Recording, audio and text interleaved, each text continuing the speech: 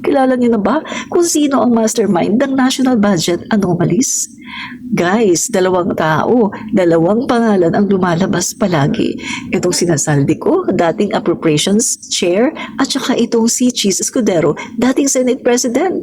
Sa usaping proseso, kapangyarihan at pananagutan kung paano at kailan at sino ang kumontrol sa huling desisyon sa pambansang budget. Iyan ang laging lumalabas. Etong dalawang pangalan na to, sila ang nagproseso. Paulit-ulit na lumalabas ang kanilang mga pangalan. Itong si Saldi at si Cheese Escudero. So kung may anomalya man sa mga insertions at reallocation ng pondo, sila ang nasa sentro nito. Sila ang nasa sentro ng kapangyarihan. At kung meron mang mga budget cuts sa kalusugan, sa edukasyon at iba pa, malinaw na sila ang nag-utos nito. Mga kaibigan, tingnan nyo ha, small committee, dalawang tao lang ang nagdesisyon. Si Saldico at saka si Cheese Escudero.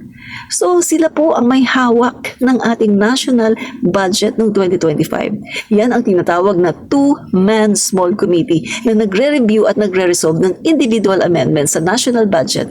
Ito ay binubuo ni Saldi at ni Cheese. So dito ipinasok yung mga amendments at insertions ayon sa mga ulat at testimony sa proseso. Silang dalawa ang aktual na nag-finalize kung ano ang idadagdag, ibabawas o ililipat sa dulo ng bicameral. Sa madaling salita, kapag sa huling yugto na ng budget, sila ang may control.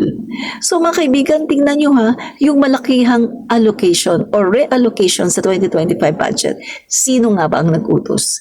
Ang sabi ha ni Saldico, mga kaibigan, ayon kay dating appropriations chair Saldico, mahigit 100 billion ang tinapyas mula sa iba't ibang ahensya kabilang dyan ang PhilHealth at DepEd upang punduhan ang pinili na proyekto na iniugnay kay Escudero. Nagbunsod ito ng tensyon sa pagitan ng Senado at Kamara. So mga kaibigan, tingnan nyo, itong PhilHealth budget cut, yan, sino ba ang dapat nang panagutin? Zero subsidy sa PhilHealth noong 2025, itinulak yan ni Escudero, itong zero government subsidy. Mga kaibigan, no, sa katuwirang may mahigit 500 bilyong reserve ang PhilHealth na hindi umano nagagamit ng maayos. Tinawag niya ang pagtanggal ng 74 bilyong subsidy bilang isang wake-up call. Klaro, may mga Pilipinong nagagalit at nahihirapan dahil sa pagtanggal ng subsidy. Huwag iligaw ang sisi, ang pulisiya ay itinutulak sa Senado sa pamumuno ni Escudero. Ito pa guys, no, computerization program, 10 billion ang binawas sa DepEd computerization dahil umano sa low utilization. Dahil giit ni Escudero, may 36 billion na unspent funds ang DepEd mula 2022 to 2025. Mga kaibigan, teacher hiring, ayon kay Ko, may 1.692 billion na bawas pondo sa new teaching positions na nakasagabal sa pagkuha ng guro. So tanong dito, kung edukasyon ang puhunan ng bansa, bakit dito nagsimula bawasan? Bakit binawasan ni Escudero ang pondo para makapag-hire tayo ng madaming guro? So meron pang 142 billion insertions ni Escudero. So sino ang nakinabang?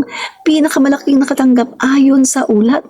Yan, Bulacan, 12.08 billion baluarte yan ni Senator Joel Villanueva. Malapit na kaalyado ni Escudero. Yung Sorsogon, 9.1 billion. Sariling lalawigan ni Escudero. Mindoro, 8.37 billion. Batangas, 7.32 billion. Davao, 7.2 billion. Misamis Occidental, 6.55 billion. Quezon, Cavite, Valenzuela, Cebu, at marami pang iba. So tingnan nyo na lang yung mga numero. Napakarami niyan. Mga naging recipient ay mga kaalyado ni Escudero. So mga kaibigan, eto yan.